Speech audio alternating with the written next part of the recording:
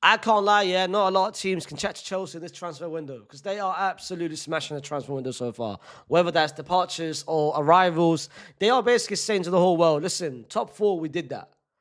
Club World Cup against Paris Saint-Germain, the best team in the world, we did that. Conference League, we did that. Brother, we're here for much bigger things. We're here, one, to compete for the league, and secondly, to go far in the Champions League. Because the two signings which they've just made in Hato and Simmons are basically signings which proves how big Chelsea is and proves how massive Chelsea is in terms of what they've done. And it begs an interesting question to see what potentially lineup for next season could be. Even the depth, the squad depth for next season is actually scary as well. Listen, let's talk about it. Let's talk about the signings of Hato. Let's talk about the signing of Simmons. And let's talk about Chelsea's best 11 heading into next season. And also the squad depth, which will be massive and very important, especially when it comes to Champions League games. And of course, Premier League games.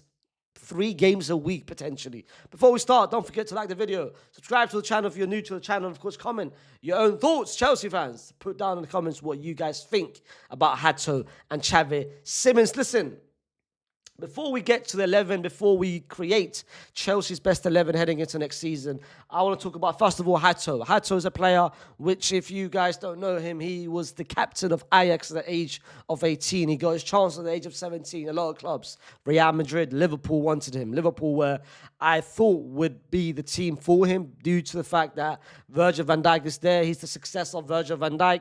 He's someone that can play as a left back and can play as a centre-back. He's done it at a good level on both of them. Very ball playing, very good, can invert, can overlap. And tactically, he's a very, very sound player.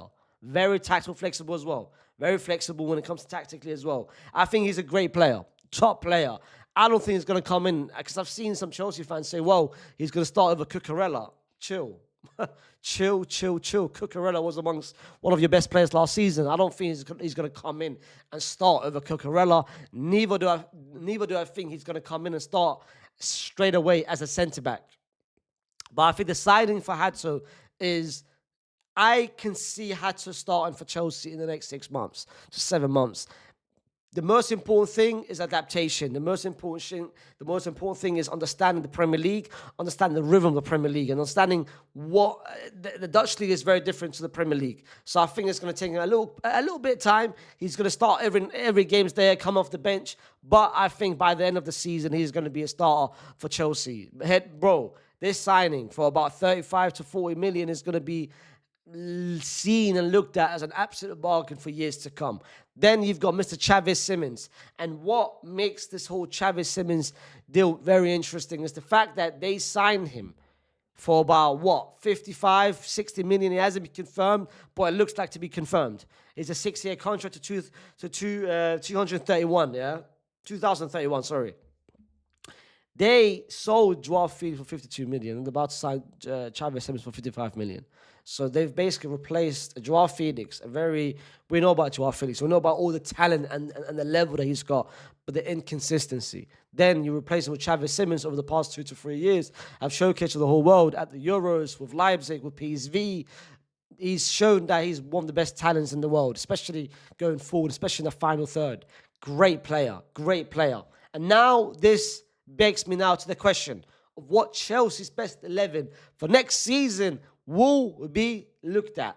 First of all, in goal, I don't think it's a surprise. We'll come to the players which I feel like Chelsea can improve on. I think Sanchez will be the starter. I haven't seen Chelsea seen or look to sign any sort of goalkeeper, even though I think they should. I'll come to it. Reece James, the club captain, of course, the right back, finally healthy, finally injury-free. And that is, by the way, a massive shout-out goes to Enzo Maresca.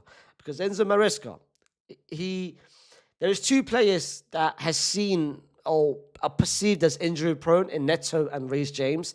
Neto, over the past 3 years, the Wolves constantly got injured. Reece James, the same thing. I think over the past year, Enzo Maresca deserves a lot of credit on how he's managed to manage the game time with Reece James and Neto.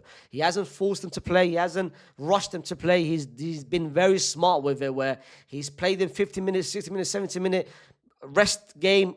His next game starts 2 games. Then the next game I think he's managed very well in terms of the balanced workload. And that's why he's been pretty much, I think that's the best season in terms of most games he's played over the past couple of years.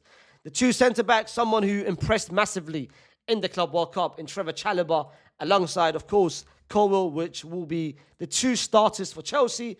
And then Cucurella pretty much completes Chelsea's back line. This is what I expect Chelsea's back line to be for next season. I do think, in terms of now, let's talk about the depth. In terms of, you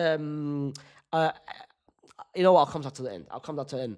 The two, personally, I think it's going to be Enzo and it's going to be Caicedo. Whether one plays there, I think these two will be the two that's going to be playing in the pivot. And I think Enzo Maresca, once again, similar to what I said about Reece James, managing his games and his minutes, I think Enzo Maresca has finally found a formula and a system where both Caicedo and Enzo can work together.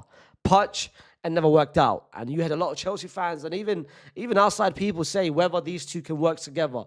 Finally, we're starting to see that these two can actually work together. Then, of course, the summer signing, Mr. Gittins, which no one is talking about, but Chelsea have signed him, of course, for about 60 million. I don't think he's going to come. I think I'll come to it. Then, this is the question mark. I think it's going to be this. I think Mr. Simmons is going to be playing there, and Cole Palmer is going to be playing here. And then up front, no surprise, but the striker, the man himself, Mr. João Pedro. This is what I expect personally Chelsea's 11 to be for next season. This is a very, very good 11. This is a very, very strong 11.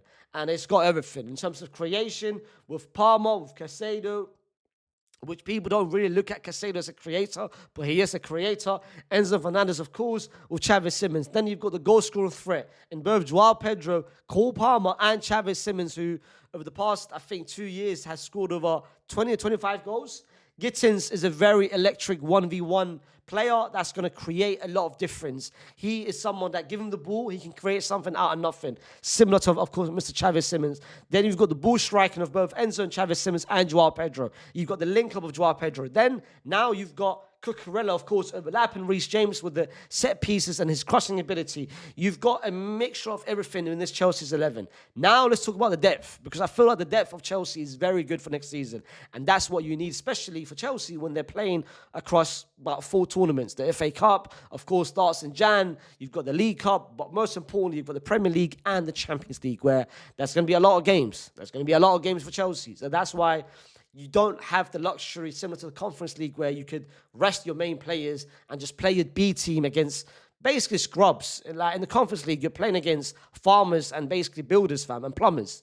And the Champions League is a completely different situation, bro. You're actually playing against big boy tournaments. You might play against my team. So, listen, goalkeeper, as of right now, if I'm looking at places where I feel like Chelsea can strengthen on, is the goalkeeper situation.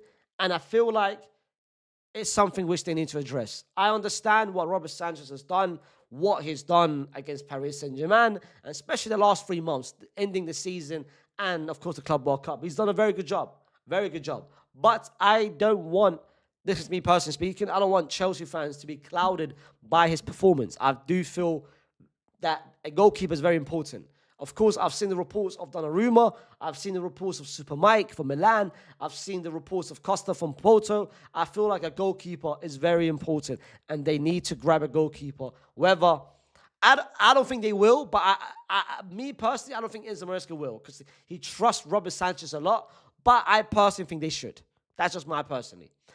Then you've got the right back situation, which is covered between Reece James and Malo Gusto. Malo Gusto last season got a lot of stick, but I felt like he was playing a different role. Enzo Maresca asked him to play in an inverted role in the midfield, where he's not that type of player. Like, you can't expect Malo Gusto to receive the ball and then expect him to turn and beat the press like that. Like, he's not that type of player to ball carry. Expect Malo Gusto to drive with it and cross the ball, and that's pretty much it. Then you've got the left-back situation, which is, of course, Cucurella, and now the signing of Hato, which is going to be massive. Cucurella last season was playing every single game, and you had no replacement. Now, at least, you've got Hato that can replace him. And then you've got the centre-back situation, where at the moment, you've got Trevor Chalobah and Colwill, and, of course, you've got Wesley Fofana, who's about to return back from an injury. You've got Tosin, and you've got Balashile. I feel like Chelsea can still need a centre-back, a strong centre-back. Do I feel like Trevor Chalobah and Colwill can form a great partnership that can win you the Premier League and the Champions League? I don't think so. Maybe Chelsea fans will be angry down in the comments.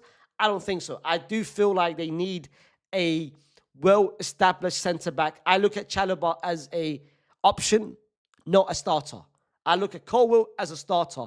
I feel like Trevor Chalobah, great option, by the way. I'm not denying it. I think what he's done was very, very, very amazing. Do I feel like that is a partnership duo that can win the Premier League? I don't think they can. That's just me personally. But the squad depth is important. They've got Tosin, who's done well off the bench, starting games, and I think Tosin provides a lot of set-piece ability. Then you've got Wesley Fofana, who I think is a starter, but this Dunny is injury-prone, bro. Like, you can't rely on Wesley Fofana. At the moment, I give Wesley Fofana one final chance. One final chance, you've got one final chance. If you get injured, another long-term injury, call it a day. Ma'a salama. And then, of course, Badashile, but this Dunny is fifth choice at most, yeah. Midfield is covered for me. Caicedo, Enzo, the players off the bench, you can bring in Santos and Lavia. Amazing. Amazing, amazing, amazing. Drewsbury Hall, just call it a day, brother. I know you've enjoyed London.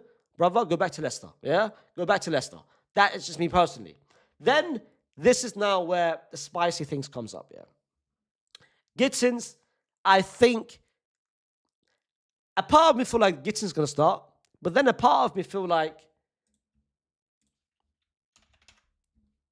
this man is going to start.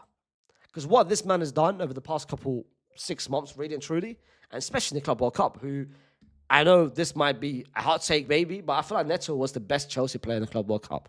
Cole Palmer did his thing towards the end. Joao Pedro, for the 2 games, did his thing. Caicedo was very consistent. I think was the second. I think Chelsea's best 3 players in the Club World Cup was Neto, Caicedo, and the third is a toss-up between Cole Palmer towards the end, Enzo Fernandez, who had a very consistent one. Rob Sanchez was good, Cucurella, but I think these 2 were the best 2 players. But Neto, for me, was amazing. Defensively, he is a beast. Defensively, he runs anywhere, everywhere on the pitch. And going forward, I think he's becoming very decisive. At Wolves, we're forgetting that he was the number 1 option for Wolves in terms of going forward. And of course, he was playing more on the right-hand side. But for Chelsea, his role is very different. And I feel like he's done a very good job. I don't think Enzo Maresca's going to bench him straight away when Gittins coming in. I think this is Chelsea's best 11, but I wouldn't be surprised if Gittins, again, this is what I'm trying to say. They've got depth now.